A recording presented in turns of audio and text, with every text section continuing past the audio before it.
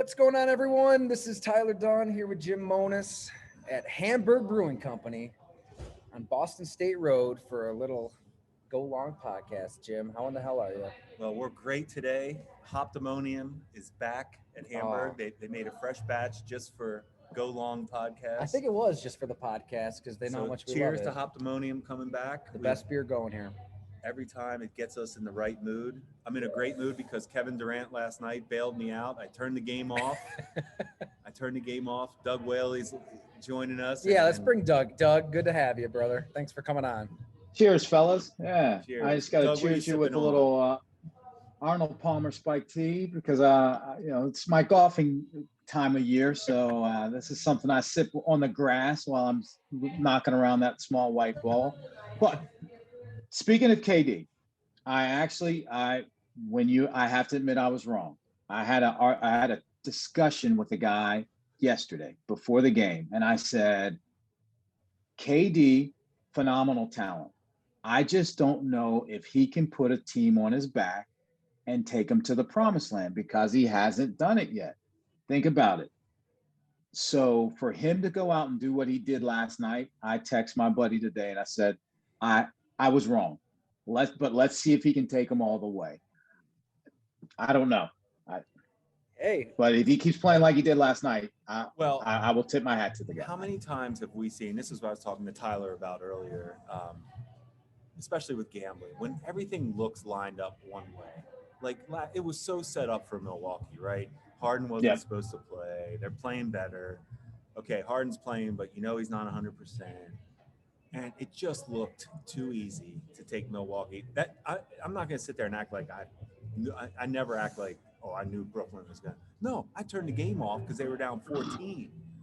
Yeah. I'm like, oh, man, this was Milwaukee's finally dialed in. Like, they're playing tough. They're not going to blow this. That was a bad loss for Milwaukee.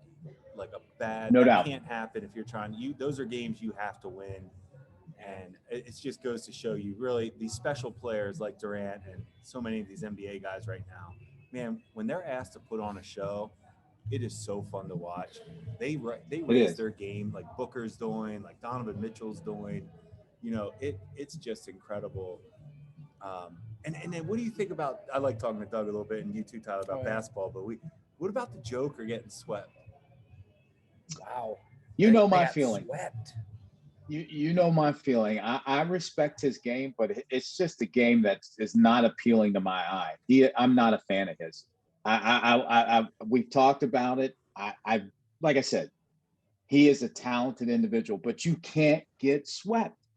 If you're going to be an MVP, when is the last time an MVP got swept in a playoff series? That was weak. I mean, it was a weak MVP. It was because the other guy you were going to give it to was Curry. Curry, yeah. Or Embiid, who really is another guy that's just. Oh, he choked. How do you miss that layup? I'd rather them giving it to Doncic, Luka, than him. That's the way I look at it. Than Joker. But you know what is funny? When you watch last night, Durant's name never comes up, because of their season. He didn't, they don't play all together all the time. But man, when you see a game like that and you're thinking, who would you rather have, Durant or the Joker? Like, come on. Exactly. Please. That's the best way to put it. Yeah, just who you taking? We always go back to that. Who you taking? Yeah. But Motis, you brought up player. Yes, but you brought up a good point. When you look at Milwaukee, championship teams do not lose those games. No. And they're not a championship team. They are tapped out. They will never go any further than what they are now. They won't. I don't see them ever making the finals. No. Well, Giannis is a regular season player. It just seems like there's more open lanes for him to cut and slash in the playoffs. Like Stan Van Gundy said that one time, right? Just build a wall. You just build a wall at the rim, force him to shoot. He can't shoot. Like, game over. He's got a bunch of empty stats, basically. And the difference is he's their best talent, where Ben Simmons, who can't shoot, isn't their best player. Right. But at least, so if Milwaukee had another guy that could take, Chris Middleton, I love Chris Middleton, but he's a good player. He's not, he's a good number 3 too at best. Absolutely. Anyway, Well, I should set the table a little bit for our listeners on something that may or may not happen. I like it. So, uh, the reason we're all together here on this episode of the Go Long podcast is I don't know. I was just thinking we brought up his name before, Carlos Williams, one of the more fascinating players in recent Bills history. I don't need to tell you guys. You drafted him in 15. A steal of a pick, big, explosive, fast, athletic. I mean, when he was on the field, good things happened with the ball in his hands. I mean, right? Your owner, he wanted the ball in Carlos Williams' hands. He looked better than Shady McCoy a lot of times. And then after that rookie season, obviously, his weight got a little out of control. He's out of the NFL. He's done. And for those who might have missed it, he had a few things to say about our guy Doug here. Actually, our good friend of the program, Matthew Fairburn, wrote the story. I mean, it's a great idea for a story on like the what could have been with Carlos Williams. Right. Yeah. So obviously he's going to ask kind of like what happened. And at one point, as you know, Doug, the quote was, quote, Doug Whaley can eat a dick. Doug Whaley can die in a hole and drink bleach. I'm dead serious. The reason I didn't play in the XFL is because Doug Whaley's name was on it. I'm dead serious. So you usually don't see people talk about other human beings in that fashion. So I just figured play a little peacemaker. Let's bring everybody on. Let's hash it out. Let's chat. He may or may not be on the podcast. He has the link. I think he's in. We'll see. I don't know. But it's curious that when I was head of an NFL organization that was the deciding factor of who to put on the team, I drafted him. When I was in the league office and not dealing with personnel on a day-to-day basis, then it's all my fault that he didn't make the XFL. And there was a lot of things that happened between him getting drafted and where he is now that I'd love to hear where he thought he went wrong or what part he played in and his actions played in him not either staying in the NFL, getting in the XFL, or what's he doing now. That's why would very much appreciate him coming on. And let's see where he is and where his mind is and how he got to where he is now. You mentioned the Arnold Palmer. I thought you would have brought a little bleach for the podcast. I didn't think about it. I might have to. I mean, but you guys drafted him, right? You took the chance on Carlos Williams. I guess take us inside that decision, what you saw in him, what made him special. And we saw some of that special. Well, we know he was sitting there where we drafted him for a reason because he had a little bit of a storied past at Florida State. Nothing like it was never something too bad or criminal, but always stuff popping up. And we were well aware of it and spent time with him before the draft. Our scouts did a great job. I mean, we knew the risk we were taking. It wasn't like we were surprised by anything that happened. No. Sometimes you just, hey, you're in the fifth round, and there comes a time when we did it with Chantrell Henderson, and hey, we had some good starts with him, a 7th round pick. He ended up getting paid by Houston. And we did it with Carlos. And the one thing we learned with both of them, neither one of them really, at the end of the day, showed that they love football enough to overcome how they wanted to live their life.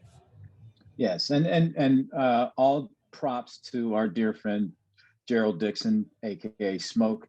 He was a high maintenance talent, and every once in a while you throw a dart in. And when he was on the field, people knew he was impressive. And the one thing that if you're going to be high maintenance, you have to have superior talent. And that's one of the things he had, Chantrell had. So you have a leash, but it's a lot shorter because then it starts to affect the culture in the locker room because the talent goes so far. When he was at camp and everybody was seeing what he was doing, they're like, okay, I get it. All right. But then when he shows up 30, 40 pounds overweight and failing tests and then starts not producing on the field, and we always say production equals tolerance. So when the production goes down, the tolerance goes down. I mean, I'm looking at the numbers right here. I mean, 5.6 yards a carry, 93 carries over 500 yards. I mean, 9 touchdowns. It was dynamite when he had the ball in his hands. I mean, it was his first carry he took to the house against Indianapolis, right? Yeah. When you draw up a 1-2 combo, he and Shady are complete opposite styles and complete perfect combination, and how they complement really each other and how defense. I mean, good luck trying to defend this. Yeah, because when you have Shady in, you could probably go sub and nickel and try to, just because you don't know what if he's going inside or out. But when Carlos comes in, then you got to go with the big boys. You got to go base, and that helps the offense dictate to the defense when you have that 1-2 punch like that. You know, I'm trying to look up some old stories I did at the Buffalo News. I mean, because I had a really good relationship with Carlos in the locker room. I mean, Yeah. we talked a lot in there. He was so honest. I remember when he had a concussion and he was talking about the effects of that and just holy cow. I mean, that concussion hit him hard. He had to stay in a dark room for a long time. You know, there's a lot of good in his past too. I think he took a young kid who was sick under his wing and then looked after him. I mean, he's a complex person. So there's a lot of sides to Carlos Williams. But like Mona said, he wasn't a bad guy. He just didn't love football. And everything that we're talking about was more football character than personal character. And he let other things in his life take over his dedication or what he needed to do to be the best football player on the field. And I used to tell all these guys, do what you have to do today so you can do what you want to do tomorrow. So if he would have dedicated himself and been a great football player for however long, at least another contract, he could have gone off and done whatever he wanted to right now and not have to worry about it. And that's one of the things some of the guys just don't get it. And he obviously felt other things in his life were more important than his job. Defensive Carlos, though. We have baby number 2 on the way. And I haven't stepped on a scale in a while. Things are a little dicey. I put on a few LBs. Oh, hey. You know, I think that was going on in his life, right? He had a baby coming, and his fiance wife was super friendly as well. Got to know her a little bit. Hey, she's hungry. You're hungry. Things just get a little out of hand. I got to go for a jog. Yeah, but Tyler, you're not getting paid by Blue Wire podcast to be in great shape and run for 100 yards a game. That's true. That's true. And You're then trying to you got to survive think right about now. it. Yeah, you logically, you staying in shape is what's going to help you provide as a father for your kid and your family and set them up and possibly their kids. So you have generational wealth that he could have accessed if he would have done the right thing. So And that was that's a question OTAs. I would like to ask him. God, you know, I'll send him another little reminder here in a second, like, because I remember OTAs, and he showed up right after. I remember Doug, it was the same day you were just honest talking about human beings playing football, which is what is the truth, not meant to play the game. I think it was that day or maybe after that. Carlos shows up, and he did not look like Carlos. He looked like a defensive lineman, right? I mean, he put on a good 40, 50 pounds, I want to say. I don't know if that's an exaggeration or not. That might be a little exaggerated. I don't think it was that much, was it? We'll ask him. No, it was north of 20 though. Yeah, that's what I was thinking, like 20. And he wasn't a small guy in the first place. Yeah. So well, look at his brother Vince. Yeah. All right. And I do remember I was talking to after we cut him, the Steelers brought him onto the practice squad, and they called and I said, hey, you can take a chance. Talented is for sure, and hopefully him getting cut has him come back to reality and understand that the life in the NFL can be short-lived no matter how talented you are. And they believe that since they had his brother on the team, it would help him kind of focus him and get him into the mode of being a professional. How'd that work out? I'd like to ask him that too. Those are actually, that would be good to hear his answers on this. Because Vince is pretty locked in. I mean, you're not going to meet somebody who loves the game of football more than Vince Williams. Absolutely. You can say you can debate his talent on the field, but one thing is not debatable: his dedication to his craft. Doug, what's the hype down there in Pittsburgh? I've been reading a lot about this new offense that has never been seen before, and Roethlisberger. They have a new OC, right? New Matt Canada. Yeah. So they have Matt Canada that had These are the some stories. success at. So Doug, I'm sorry, I didn't mean to cut you off, but we were talking on the last pod a little bit. This time of year is amazing. What comes out in the media, like as far as everybody, they couldn't believe how good he is. He's in great shape, better than we thought.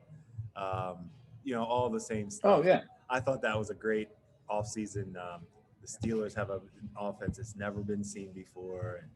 Never been seen before, but now he's come. Now the best I thing think though they're is coming. recently that he goes, because everybody was, the talk around town is, how are you going to bring in a new offensive coordinator on basically a quarterback on his last year? Right. So everybody's saying this offensive question. coordinator is going to be a puppet for Ben. Then they try to spin it as in, oh, it's a new offense. He's buying in. He's going to be doing a lot of different things that a lot of people haven't seen him do before or have seen in the NFL. And then yesterday, Canada came out and said, we're going to do some different things, but a lot of it's going to be predicated on what Ben likes to do. So it's just going full circle, round and round we go. But no, that's going to be the most intriguing thing is what is their offensive identity going to be? Yeah. Read an article today that the second follow-up article to the Canada thing was saying that the owner, Art Rooney Jr., said, we have to get back to the running game. He put an edict to coach and Kevin Colbert, we need to run the ball. So that means they're going to at least put a lot more emphasis on the run than before. How that equates to what Ben wants to do and the total schematics of the offense, who knows? I'm very interested because he had, like I said, success at Pitt, a lot of motions, a lot of jet sweeps, a lot of things that you do. Monis, when you're not as talented, you need to trick some people to make up for your lack of talent, which he did at Pitt. And they beat Clemson at Clemson when you're no doubt about it. Takes that offense to arguably the second best league to the NFL, the SEC. Didn't go so well. Was fired after a year, and then next year they win a national championship.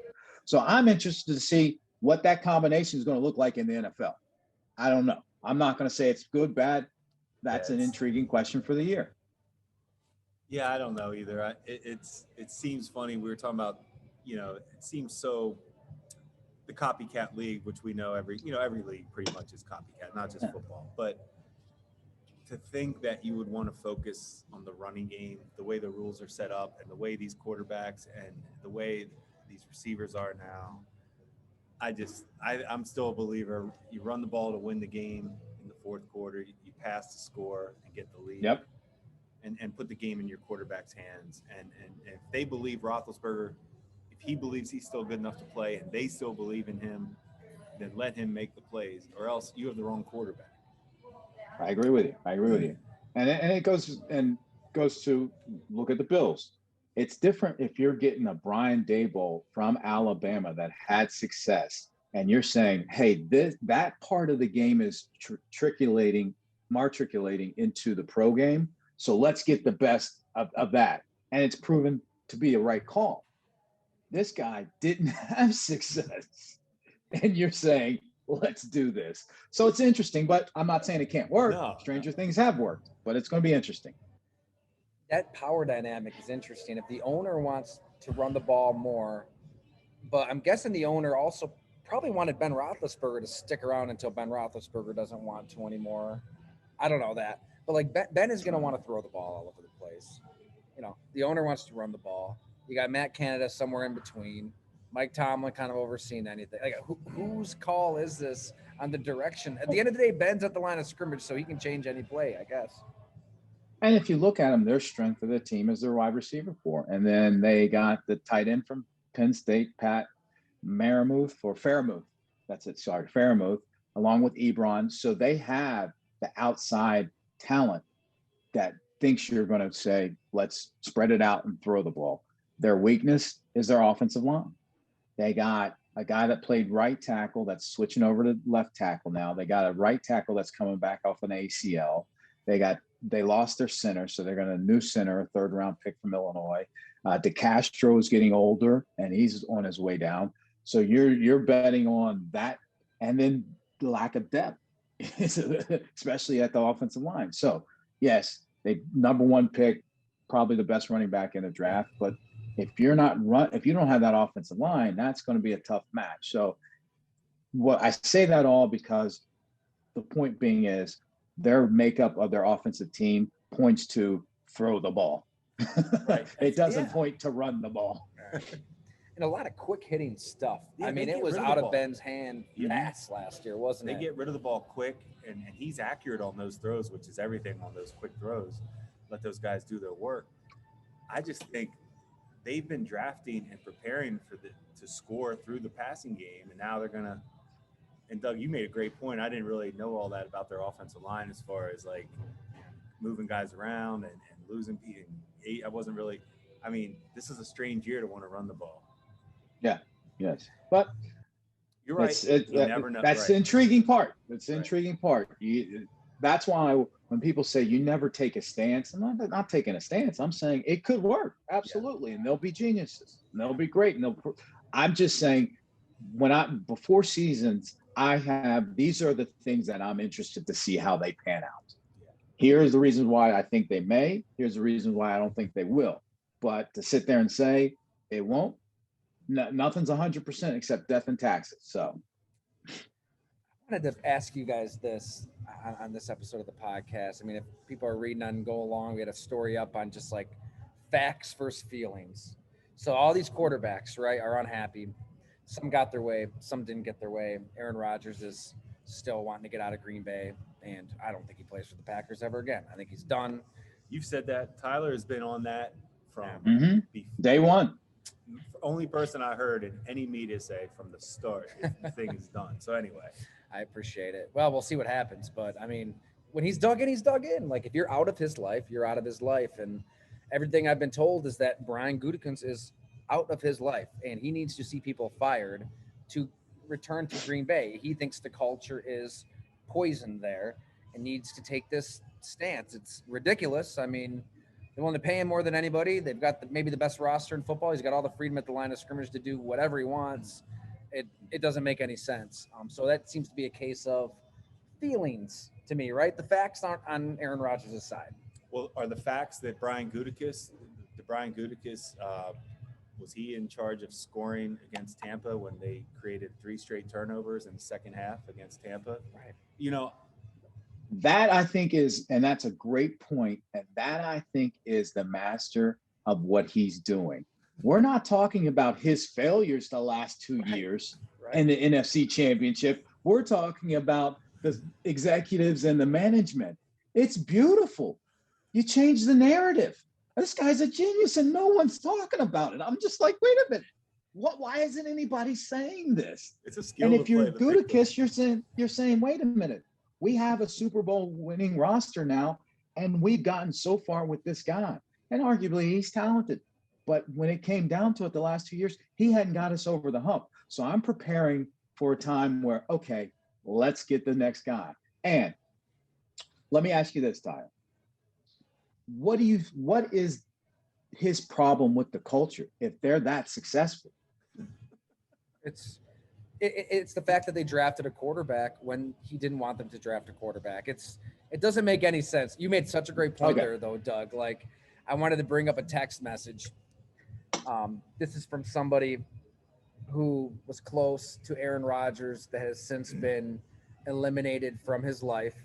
He said to me recently, he will write off anyone and everyone in his life for nothing and then be eternally stubborn and pitch himself as the victim in it.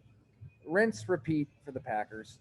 He would rather sink with his own ship than confront anything directly or make a concession. So to your point, he's a master manipulator with the public narrative. He knows people are going to, he put this into motion right after that NFC Championship game. Like, he put his own future into jeopardy. So boom, we're not talking about him not selling out at the goal line on 3rd and goal. We're talking about, oh my God, I can't believe the Packers could let Aaron Rodgers get away. And he's kind of carried this throughout the offseason, very calculating, painting himself as the victim. It's everybody else's fault. And by and large, that's what you hear, right? How could they draft Jordan Love when you have Aaron Rodgers? So, yeah, to your point, it's maybe what he cares more about than anything else in life, the narrative, and he's done a good job at it. And if I'm Green Bay, at what point do you say, fuck it, enough's enough, and trade him? Here's when you say it. Middle of camp, Tannehill goes down, out for the year. Guess what? That price just went way up. Tennessee will give away everything to get him, more than that would get any team would give up right now. So you hold those cards, and then when you do that, let's say then you throw Love in, and if Love's not the answer, you have the ammunition to go and get whoever you want next year, and you're built for the future. So in the long run, Gutekunst may come out the winner in this. Do you risk this poisoning the locker room though, Doug? Like, do you risk this being such a dark cloud over your team into August? Then that's when you get Murphy, the PR team, and LaFleur, and say, all right, listen, here's what we're going to do. We're having strict rules. If any media comes in here, then they ask a question, they're banned. That was not going to be a subject to discuss throughout the year. We will address it at the first day of camp. We'll address it. When he reports, or if we trade him, you guys will be the first to know. Other than that, there's nothing to report. Nothing to report. And if you ask, then you're banned. Hey, come on. You got it. I mean, that's extreme, but you have to set the precedent and set guidelines. They'll probably ban reporters from the locker room anyways, right? They're using COVID. Right. Never let a crisis go to waste. Hey, the NFL teams might just ban us anyway. So it's even easier. Go to Wegmans and get your groceries, but you can't go talk to a player in the locker room. Yeah. So with the way it's set up, that's easy to put those parameters on there. So and you can limit that distraction. Don't get me started on that, Doug. Don't get me started on that. But you're right, though. Maybe there is a needle to thread there, and they can pull this off. But, I mean, he's doing this press conference with Brady and the golfers for the match, right? And he's wearing the shirt that says, I'm offended, 72 hours after Mark Murphy says something that is, I mean, harmless. Quoting Ted Thompson, calling him a complicated fella. So now, I think Aaron Rodgers loves living in this ambiguity where we don't know if he's kidding around. We don't know if he's serious. He's taking another shot at Matt LaFleur for kicking a field goal. You know, he's doing all these little things and talking about how beautiful it is to not have any obligations in the off season. He isn't. What people say about him is he doesn't confront conflict head on. Like he'd rather be passive aggressive and kind of send out these different mixed messages, and everybody's left in the dust. And I guess the Packers are publicly punished in his mind through this all. Okay, well, let's rewind. The common theme in his relationship with the Packers, this is his second coach now, this GM, and then you look at his family. The one common denominator is him. Is everybody in this world that has wronged him that bad? Or is there something in him that, like you said, quick to flip that switch that you do? I told you step left, you step right, you're done. You're out of my life. So when are people going to start looking at, like Mike Murphy said, is this guy a little complicated that you have to always walk on eggshells around him? I don't know. But it's beautiful because no one does it. It's right. Still the greatest part of this whole thing is Aaron Rodgers was, when he was drafted, was Jordan Love. Right. Absolutely. They didn't need Aaron Rodgers when they drafted him.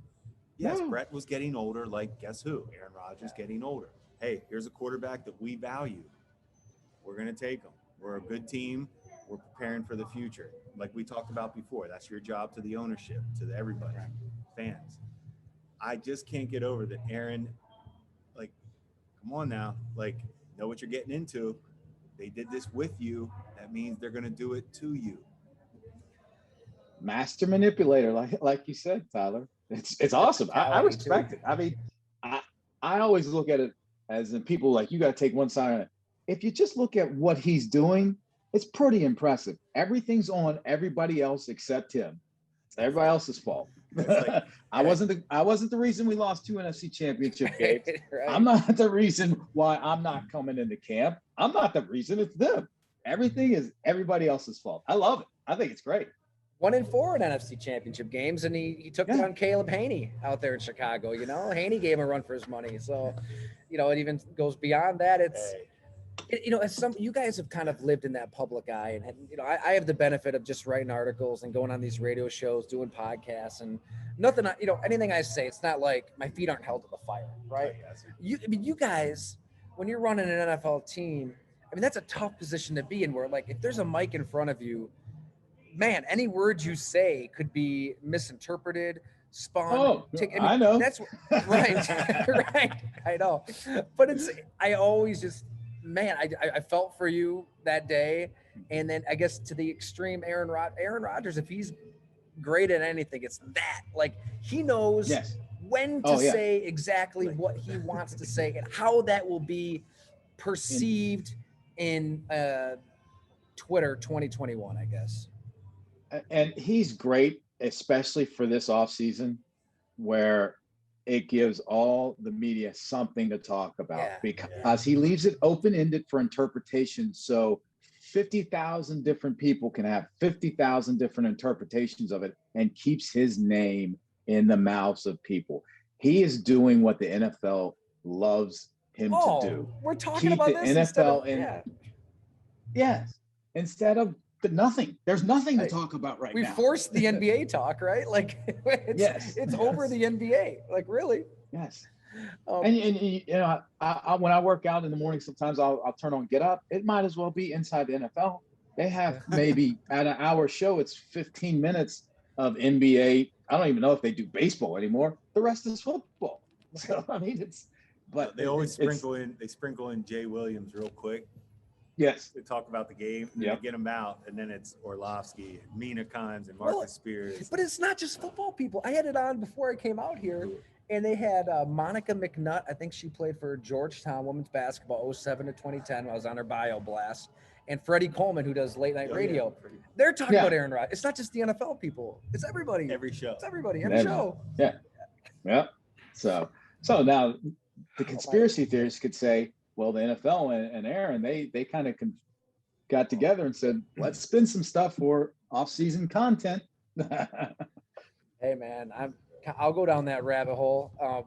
And just, we had a listener tell us we talk about Aaron Rodgers too much. So I promise I'll get off of it after this final point. Yeah, people aren't happy with it. Right. Okay. But it is, I guess, we're guilty of what we're talking about here. Yeah. We didn't bring up the quarterback for the Chiefs yet today.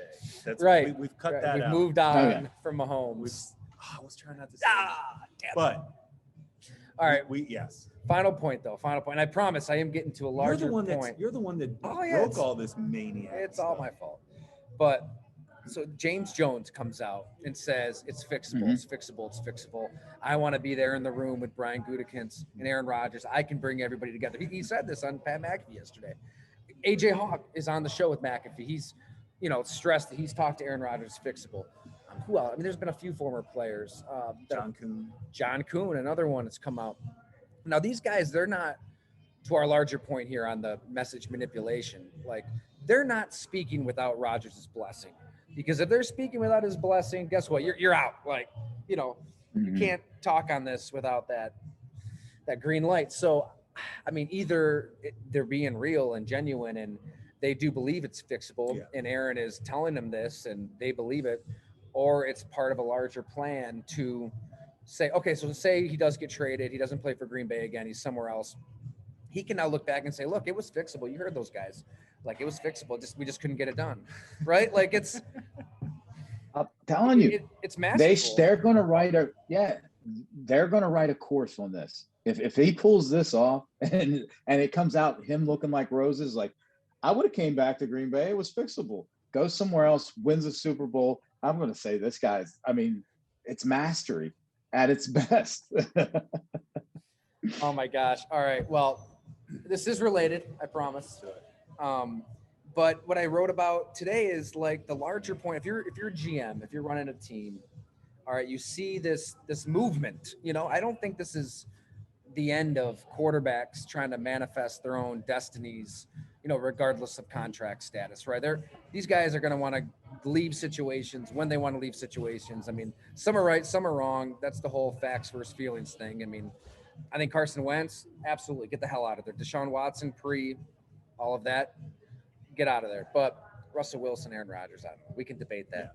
But if you're a GM running a team and you see that price for quarterbacks going up, up, up, up, up, up, you know, anyways, like it only goes up. And you know that, okay, this player is going to maybe be a problem at some point. Well, is there a GM out there that will just try to change the game, come up with a new formula, and say, all right, you know, we can live on the cheap at quarterback. We can cycle through vets and cycle through rookies, and we'll pay for everybody else. I mean, New England's kind of doing it this year. Or at the end of the day, do you always try to get the best quarterback you can, pay him when that time's up, and put up with any of the BS that comes with it?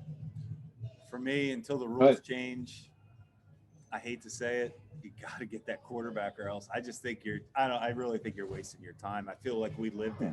Yeah. We lived it. And I've said this before, and I can even put the analytics behind it. If you look at just pure numbers, if you have a quarterback, you just need one person to be on. If you don't have a quarterback, you need 21 other people to be on for 17 games to have a chance. You get one person on for 12 games, you're in the playoffs, and then rest is up in the air. Then he's on a roll. So just playing the numbers and the odds, it's the quarterback. Now, someone may try to do that. Okay, let's be the college system. Every 4 years, change 4 or 5 years, get that first round quarterback, exercise his option at 5 years, get him out, and then, like you say, pay the guys around him. It's just going to be such a roller coaster ride. You're going to be that college team that is only good every 4th or 5th year because they have a bunch of seniors, college basketball team. Yeah. You turn into that. You can't consistently make that run, in my opinion. I mean, That's a great point. Think about McVay and Shanahan. And this is what I really think they're just incredible coaches, offensively for sure. If you don't work for a team, you don't really know. But these guys went to Super Bowls with Garoppolo and Goff, right? Mm-hmm. Shanahan's like, no, yeah, you can play this year, Jimmy G. We'll take a shot with you, but you're not good enough. We're taking Trey Lance. McVay gets rid of Goff. I mean, they were in a Super Bowl with those guys, and they didn't think they were good enough to win the Super Bowl. And I really, to be honest, I admire that in them to say, you know what, those guys aren't the right answer. We need a better than those guys. And that goes back to really the heart of this conversation. That is the biggest change in the NFL, where teams that are now led more by coaches are to the point to say, if this guy isn't going to get us to our ultimate goal, I don't care. He can keep us in contention to be a playoff, but that's not it. We're on the ultimate goal. And I respect that, to admit that, yes, we drafted him number one. Yes, we paid him. But after all we see from what he's got us, and he's got us to the Super Bowl, but he can't win it. And our ultimate goal to the owner, to the fans, is to win the Super Bowl. I respect that. I tip my hat to guys to say we were wrong. And a lot of people won't do that. A lot of people, a lot of teams, a lot of GMs, a lot of coaches, and a lot of owners want to just say, well, I just need a guy to have a winning record. Because, we've been around a lot of coaches. They just want to say, I won more than I lost. Those guys want to win championships. So I respect that a lot more than a guy that's just to hang on to a guy just to say he kept us competitive. And he puts us in a position to win. Yeah. I like those guys that say he will win it for us. Because you're going to get caught in that shootout with a Patrick Mahomes, with a Tom Brady when you guys were running the show. Like, I mean, I guess really into 2015, especially Rex's first year, you did a lot of the similar things that the Patriots kind of did this March, right? Signing just a ton of guys, and it looks great. I mean, in theory, it really did around the unknown, around that three-way quarterback battle you had. Right. Yeah. And I'm not tooting my own horn, but it's not like we didn't have, and you could probably ask a lot of people in the NFL. It wasn't like our roster was devoid of talent. No. It would be different if we were devoid of talent. I'd be like, you know what? I stunk. We stunk. We were bad. But if you look at what they traded away when the new regime came in, the assets they got from the players that they traded away on our team, and what they did with the ones that were left over, It wasn't that, but we just didn't have the main the quarterback. And that was one of those, when you talk about every word, quarterback purgatory. I got roasted for that. But that was it. You're we right. were never going to be we were never going to be bad. And guess what? I hear people say it now. But when I said it, I was a jerk off. I find myself we were, using that word more often than I ever did after you said, like, it's so true. Yeah, we were never going to be bad enough to be in the top 5 or 6 to get those quarterbacks. But again, it goes back to, I tip my hats to those coaches to say, I don't want to contend. I want to win. And this is let's find that person. And if it's not that one, get him out of here. Let's find the other one. I love it. And also why Brian Gutekunst took Jordan Love 26. To your point, he doesn't want to get caught in that purgatory. You know, he wants to gamble on the big arm, the athleticism, while you still have a quarterback, develop him. Like, I get the logic behind the pick. There's no way you can't argue the logic behind the pick. You can't, if you're in personnel or an objective roster building fan of football. Right. That's what Gutekunst was brought up in that. I mean, he saw it work with Aaron Rodgers. Like, yeah. And it's like, marrying, you know, you have a friend that marries a guy or a girl that may have a gambling problem. And while they're married, that problem creeps up. And he or she says, he gambles all the time, or she gambles all the time. Yeah, you already knew that. That's what Aaron Rodgers is doing. Like, Aaron, this is like, this is what Green Bay does. They build for the future. They take a quarterback when they're not ready to, just like they did you. Like, you can't be surprised by this. You can't play both sides of the fence. That's all I'm saying. That's tough for me. I really didn't see a lot of differences between his About the People soliloquy with Kenny Mayne and Billy Madison's The Little Puppy Who Lost His Way. You know, there weren't many differences. What a reference. I would have never pulled a that lot reference of out. nonsense that didn't really add up. Billy Madison. Oh my God. I linked that in the story and I was rewatching. It was just cracking me up. He just, as he says it, he's just so sure about what he sees the kindergarten teacher in the crowd. Perfect. Give each other the nod. Yep. Yeah. Well, great movie. About the people. About the people. It's about the people, man. It's about the people. Got something that we talked about off air that I have a nice take about, and you talked about Tagliabue. Yes, and I wanted to get into the point shaving. Let's do it. So go ahead, start it, and then I'll give you my take on it. Oh, like mine. I'm glad you guys brought it up because I mean, you guys are familiar with sports gambling. I'm not. It's pretty big, they say, right? Pretty big. That's what they tell us. You know, pretty big out there. But it's not. I should backtrack. You know, I'm reading America's Game by Michael McCambridge. Great book on the history of pro football. And I didn't really know this. Like when Pete Rozelle took over as commissioner, 1963, Paul Hornung and Alex Karras were involved in the gambling. Right, they were suspended. They were suspended indefinitely right away. Oh, I didn't for a know whole that. year. Both and that was such a defining moment for Rozelle and the league because he gained the public's trust. Like right in that moment, the public could say, "Oh, okay, like wow, what I'm watching is a pure product."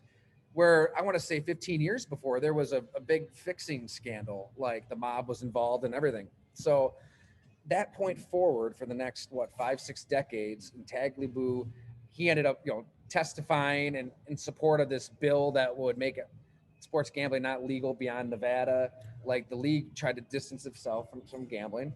Meanwhile, gambling just becomes more and more popular to the point of everybody basically does it in some form or fashion. And the league is like, shit, billions of dollars that we could be making here off of these sports books. And this is the year they went all in, right? They partnered with sports books. So Paul Tagliabue did an interview with USA Today. It's a really good story. Jarrett Bell wrote it, I think, and said that this concerns him. Like he's worried about how big gambling, how married the NFL is with gambling, and that there could be potential point shaving concerns here. You guys are nodding your head. You don't think so? I disagree vehemently, and I'll tell you why. Once you legalize it, and you have the intertwining of sports gambling and public entities that need trust. The regulations are a lot more strict than when it was Joey Bag of Donuts, the local bookie that can go to Hamburg Brewing, run into Trey White, and they strike up a conversation. Trey starts betting with him. Now he's got the fix in on Trey, and then that's easier for them to affect the game that way. But because of the regulations and the things that are in place from the Nevada and all these gaming commissions, they can start spotting trends in betting, and that would alert the people. I think it was a bigger chance of that happening when it was illegal than when it's legal, because of all the fail safes that the government and the gaming boards put in place. Well, I'd like to see Paul Horning's contract compared to Christian McCaffrey's. As far as True. Good comparison. I like that. Well, I'm trying to think of running backs, like kind of star running backs that maybe could affect the game a little bit. You're not McCaffrey doesn't need that. He's fine. No. Let me just go ball out. I'm making money. Where those guys, they may have been approached by bookies back then and say, hey, their money may have been equal to what their game checks were. So I could see where back then it could get. I'm with you. I just don't see that. I don't see it. There's so much money in it, though. There's so much. I still see it more with college than pros. College, yes, absolutely, and that's why I forget what game it was. Maybe it was a BC basketball game or something where it was fixed, and a lot of college students started loading up on a team, and the regulatory board saw it, and that's how it ended up getting busted. It was, I think it was Boston College or something like that. BC was in a big scandal, and I think it was actually college football. And it may have been basketball as well. I can't remember either, but I'm pretty sure it was football, and I'm pretty sure they may have played Syracuse with one of the games in question. Okay. I have a little more to that story off the air, but because it was back in college days when I was at Bloomsburg University in Pennsylvania, the Ivy League of the PSACs. But anyway, this is what I'm talking about. College can get, I think college, you can get to college kids. You can. I think it can be appealing to them. Mm-hmm. That would work. That would worry me. That would. Blue Chips. It's underrated movie. Incredible movie. Why not just take Neon Badeau? He didn't want anything, right? Ricky Rose, dad wanted the tractor. Butch McRae's mom wanted the house. And just take Shaq's character. He didn't. Just go down to Louisiana, and he was fine. So to get that SAT score up. Yeah. Now I think aren't schools getting away from SATs, and all of that? I think they've been getting away with it for a long time. If you True. Isaiah McKenzie. I mean, we did a story on him. He was talking about his SAT, and he said his score. He graded in the -1 percentile on his SAT the first time he took it, and got to a point, got his grades up where he could play college ball, get to the NFL, and he can handle an NFL offense. It's like, my point is, I think the SAT is just a joke. I didn't really score that great on it. It's not a sign of intelligence like we're told. I think. Well, I can remember West Virginia had who was their quarterback from Florida, Doug? Big, strong-arm quarterback, and they also had Chris Henry. Yeah. They had Pac-Man. They had Chris Henry. There was a quarterback involved. R.I.P. Right? R.I.P. Yeah. But there were some guys. They were from Florida. Okay, they played their high school ball in Florida, and I'm scouting at South Florida, and the coaches at South Florida were just like, I don't know. We can get everybody into school at South Florida. We couldn't get these guys. We don't know how West Virginia is pulling this off. And I'll never forget that. And I'm like, and then I've heard plenty, and I know Doug has too. I mean, University of Georgia, I have some stories there. I could go every school almost. I mean, we know what goes on. It's look, the SATs for sports is like whatever. Well, I'll tell you the downfall of Pitt. I was getting recruited in 1990, and they had just went to the Sun Bowl with Alex Van Pelt, Curvin Richards, Ricardo McDonald, Keith Hamilton, Sean Gilbert, Steve Israel. All those guys played in the pros. We get a new chancellor, a new AD in. All of a sudden, they're saying, we want to increase our focus on academics and away from athletics. So they fired Mike Godfrey because Godfrey was saying, wait a minute, now you're saying you want us to recruit athletes that are 2.2 and score 750 on the SAT? We're not going to be able to compete. And since then, the school hasn't been the same athletically, especially in football, because of that. So that lets you know. That's fascinating. I mean, Yeah. every school will have its own standards, right? And I imagine there are Yeah. some pretty heated meetings between the chancellors and the academic, I don't know what the Advisors academic and all that. advisors and administrators and, the head coaches. Like when I went to Syracuse, I mean, Jim Boeheim ran the university. I mean, players would get into trouble and you'd hear about it and then it would just go away because probably Jim Boeheim got to somebody, right? I just expected that to be the norm everywhere. Like whoever the big name is on that campus coaching, whatever sport he's coaching, he runs the show. Production equals tolerance. Doug told me that right away. I was like, I like that. Jared Brown was the quarterback at West Virginia.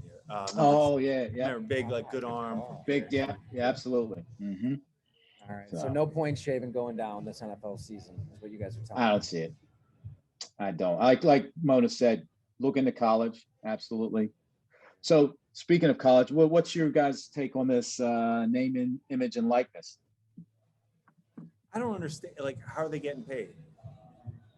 Like, is that what you're talking about? How they're going to get? Yeah. How they're going to get paid? I just want to know how they're actually going to get paid. So, is it if they're used in a video game? I think anything. Yeah. Anything that resembles them. So here's from what my limited knowledge is jersey sales. You get a percentage of that.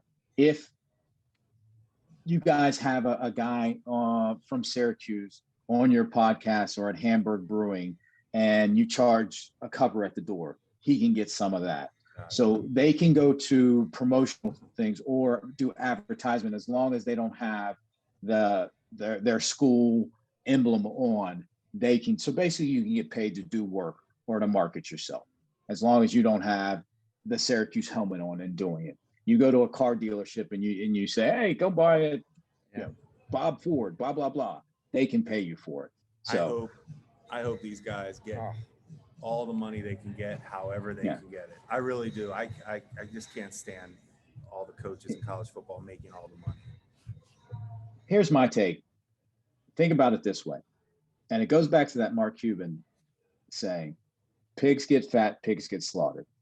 If the NCAA 5-10 years ago would have said, okay, college athletes, we are starting to see a very large sum increase in our revenues from sports. We're going to set up, let's say, a trust.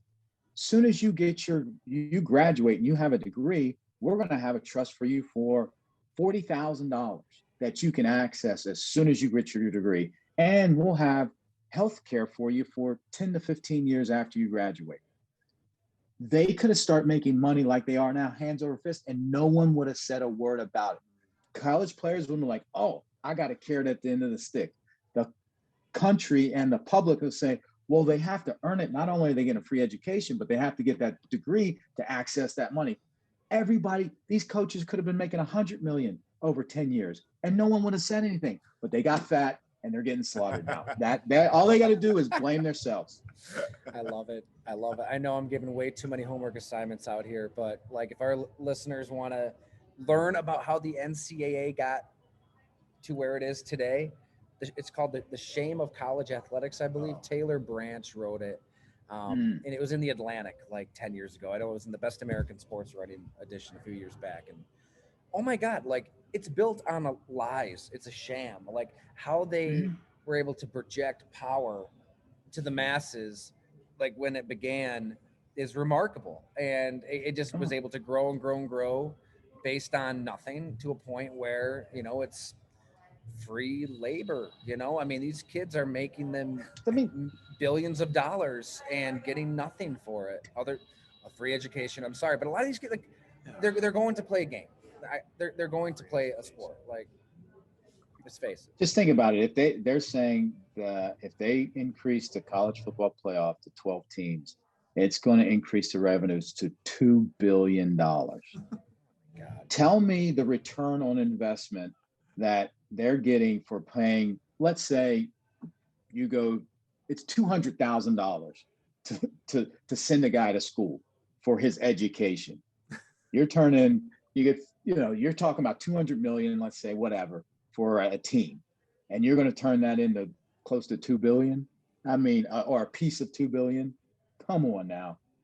That's a really good return on investment. Everybody out there, any listener would sign up for that. I can turn $20 into 200,000. I'll do that. And I don't have to work and someone else is doing all the work on it. Absolutely. It's scary. College football and college basketball have been scary for a long time. Like scary what's going on. And I don't know how it ever changes. I was hoping, and I still would hope, that the XFL, I would hope that some of these 5-stars, some of the big timers, stop going to college. Yeah. Well, you've seen that in basketball. Well, right. They caught on a little bit. But, I mean, the NFL is just, they have been. What an opportunity for the XFL. What an opportunity. But for the XFL, Doug, I mean, I know, all the work you did, it was heading in the right direction. I know you guys did so many good things. And then to put it over the top, I think, for year 2, if the XFL had made it to year 2, would have been to grab some 5-stars somehow out of high school. And that's when that's when people start really paying attention. Like, oh, he skipped Alabama and LSU. He's going to make. I don't know if it's possible. I don't know who the guy that would have the guts to do it, but. Well, now it's going to be a little harder with the NIL because those guys can start getting paid at Alabama. So now that it's all good. That's why they had to. Yeah. But there's, man, I wish I could remember the name of it, but a bunch of 2 or 3 execs from the NBA Players Association, NBA League office broke off, and they're having a league for high school players. They're paying them, and based in Atlanta, basketball players. I forget the name of the league. I'll look it up, but they're starting that now, next year. So the top high school players, you come down, we pay you. We have a league of 8 teams. You're going to get noticed, and then you can go either stay with us until you are eligible for the NBA draft. Why not? That's better than the G. You can start that and either go to the G League or stay there. Stay there. Wow. Yeah. You know what? Doing these feature stories at Go Long, even before a Bleacher Report, I can't tell you how many of these players, I mean, they come from just brutal backgrounds, right? Like the toughest neighborhoods you can imagine, no dad. You can't and they think about these. Yeah. You know what I mean? Like they would take that opportunity to go to the XFL, go to a league, make some money right away, provide for their families. Lynn Bowden, I just know when he had a child his senior year in Youngstown, and he's like, one of the best prospects in all of Ohio. Pretty rough pass, Youngstown, it's a rough area, family in and out of jail all the time. But, when he had his kid, he was even thinking about just getting out of the sport and getting a job to support for his kid to get money. Like, there was a coach at Kentucky, Vince Moreau, who's from that area, kind of talked him out of it. I was like, no, like, get the grades, come to Kentucky, like you'll be able to provide for your family. But like, if that option existed, it would help the livelihoods of just millions of kids and millions of families. Well, so the league is called Overtime Elite Pro Basketball League. It's launching in this September, and they'll compensate high school age players. So add to the fact, when you look at the big shift in just college students not even getting college degrees and going to work and getting paid, there's no reason why people can say they need their education when people are dropping out left and right, computer programmers or whatever. People just, and this is a bigger topic, but in the future, is college really going to be that important? I don't think so. I mean, especially with the price of how education prices are just astronomical and they're just getting higher. I don't think so. I'd rather send my kid to learn how to program and code right now, and right out of high school, go get a job with one of the big tech companies. I hope it's not a thing by the time my kids are ready to go to college. But for more reasons, like how many jobs are available right now? You need people to fix things in the world, and there's nobody there to do it. Like, Right. Somebody can learn I don't know why our society looks down upon trade schools and trades and like people that have jobs that actually literally put the lights on and literally put gas in your car. Like these are the jobs that make our society function. Like it's time to stop looking down on those jobs. And why people So- I went to Syracuse. I had friends that went to Syracuse paying tens upon tens of thousands of dollars. They didn't even know what they were going there for. They had no clue. Yeah. But you have to get your degree. But you got to get your degree, right? Because that's what society So- tells you to do. So I have a friend that he's a salesman for Delta faucets and all these plumbing fixtures and everything. So he goes to a conference every year. This last conference, Delta reps up there saying, okay, all you guys, anybody knows a plumber, raise their hand. They all raise their hand. This is a conference of like 500 reps. Next thing you know, they say, all right, all those plumbers, raise your hand if you know a plumber. Of all those plumbers you know, how many of them are millionaires? They all raised their hand and said, every plumber I know is a millionaire. He says, but think about this. In the next 5 to 10 years, there's going to be such a shortage. If you know anybody, tell them to go into being a plumber. They will make serious bank because like you said, those trades can't be done by computers or by robots. They need human labor, and people have shifted away from that thinking, I got to go to this 4-year and get a degree. And that piece of paper, that's diminished. You come out of there with a bachelor's degree, what kind of job you getting? Go to a trade school for 2 years, you come out, learn a little business, apprentice for 5 years, open up your own shop. You can be retired by 50, living fat. Yeah, that's true. So, and all your listeners now, we're talking about life issues now and not just sports. We just opened up another I paradigm like it. for I you. love it, man. Let's keep it going. It's like, I mean, I don't want to get all political, but I feel like, we're pumping so much money into this unemployment stuff.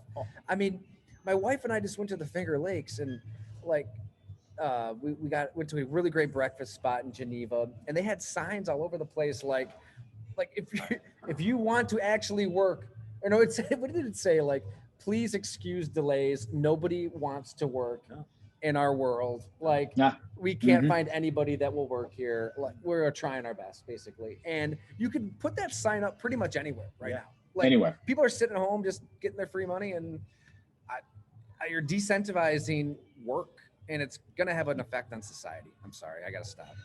No, I was thinking about learning how to build decks Oh, to help you out. Oh, don't get me wrong. Sorry, Oh, I shouldn't Jesus. have done Well, that. All right, so Well, Moisture Shield. yeah. Let's talk a little Moisture Shield real quick. A terrible Okay. decking company, composite decking. Well, Nobody out there, if you're thinking about buying a deck, nobody should consider Moisture Shield. They're awful. We're not even this is 2 the years first time into our I've heard deck. an anti-plug. Hey, I gave them a podcast. chance. Anti-plug. Yeah, I'm always plugging things. It's time to go after somebody, really go after them, hit them where it hurts. So I don't know, like if you're thinking about Trex, you're thinking about Moisture Shield, you're thinking about a composite deck. If you get Moisture Shield, about a year and a half into it, you're going to have mold growing all over your deck. It's going to look like it's dying. That's what happened to our deck that we used quite a bit of money on. Customer service was terrible. They wouldn't even come out and look at it. They just said they wouldn't cover anything, and best of luck, basically. So, we'll make a point to we should have a segment where we just rip Moisture Shield every podcast if it's okay. Yeah, I think it's part of it. We should tag them. They have a Twitter, but nobody has really tweeted anything for 3 years. So I took a shot at them, and it felt good. I think even a character from Ozark, the brother, chimed in. He loved it. He did? Yeah. What? Oh, nice. But they didn't even see it. Probably they don't they have no social media presence. So I hope this gets back to them somehow. I hope it does. Yeah. Do you have a deck, Doug? I do not have a patio, stone patio. So Smart. no deck. You're smart. Mhm. No Jim? doubt. Apartment. That's right. All right, with that, we kind of stumbled to the finish line. But That was good. No, I liked yeah. it. I think it got you. I think you needed to get that out there. It was I was really. just from seeing you on Twitter. I felt like it was something that needed to be get off your chest. I have so many pictures. The shopping cart thing has kind of run its course. You made a lot of people aware of that. Yes, shopping cart. Oh, what's the shopping cart thing? Oh my God, people who don't return the shopping carts, the yeah. corral. I mean, Yeah. you were able to shop, and push that thing around in Lowe's and Wegmans, wherever you are. But when it comes to bringing it to the corral, that's where you just decide to stop and be a Well- lazy piece of shit. And these people should be removed from society, sent to Mars, or just Well, shot on it sight, just- really. It just goes to show you that people, all they care about is themselves. Yeah. They don't care about anything unless it affects them. It's like, no, I used it. I'm leaving it right here. Someone else can pick up after me. Yeah, that's what our society is going through now. You're 100% right. And Jim brought up a great point a few podcasts ago too. Somebody else that pisses us off. My comparison was when I'm trying to get off the elevator, right? I should have first right. But when I was at the combine the one year, Pete Carroll and his one assistant came barging in, and I couldn't get off first. And it was the year they won the Super Bowl, and I put my hands up. I said, hey, you're the champs, Pete. You're the champs. I was like, I couldn't even get off. So you said that to him. I just said, you're the champs, Pete.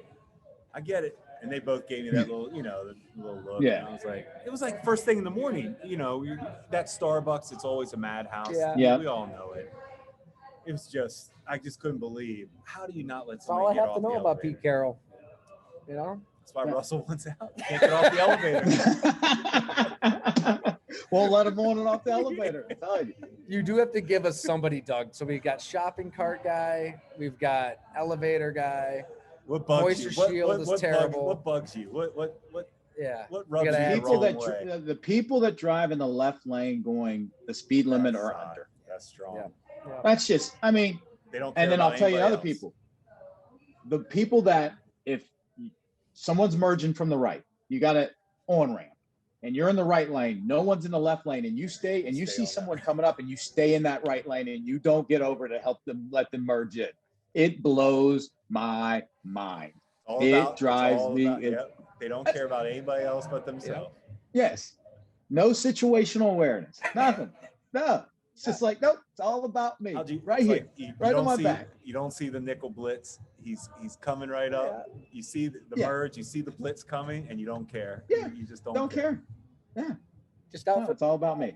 a Sunday stroll, Doesn't it's And you get every miserable. type of person too. I've seen, there's the stereotypical, senior citizen out for the Sunday drive, that will pull, but all teenagers, Yep. middle-aged men, middle-aged women, it really knows no bounds. All of them. No. It Because speaks to people are personality. and it speaks to our culture that's moving into don't worry about anybody but yourself. But it's So- all about feelings though, too. It's all about feelings. What's your song, Jim, about feelings? I don't know. You have to tell them Yeah. off the air. I don't give a about your feelings. All right. Well, I guess Carlos isn't coming on. Hey, we're ready. He for doesn't him. care about our feelings. He doesn't. He doesn't. No, Right. definitely. We'll try. We'll keep messaging them. We'll make it happen. You know what? This is a kumbaya moment that we're going to strive for on the Go Long podcast. I wonder what he's doing with himself. I might hit him up for a job. He was playing for the Argonauts for a little, and then, we were going to talk to him about an event. He's coming back to Buffalo too. So Yeah. we'll ask him. What kind of event? Not quite sure. We got to learn about it here. We'll see. I don't want to put words in his mouth. So we'll stay on him. We'll make it happen. Can't thank everybody enough for listening. That was a lot of fun. Doug, Absolutely. appreciate you Even as the- always. Even though we took a right and a left away from sports, hopefully people enjoyed some non-sports conversation. We just inspired some future plumbers. I know that. Like Absolutely. everybody's toilets are going to get fixed now. So that's good. and people that want to do better on building decks. We inspired some of those people because they definitely have less competition after you just hammered that Moisture company. Shield. Awful, Moisture awful Shield. company. Terrible. Never give them business. If you go to Lowe's and you're talking to somebody about a deck, make sure you let them know too. So, all right, I'm done. Thanks, All right, fellas. everyone. Enjoyed it. Take care, fellas. See you, Doug.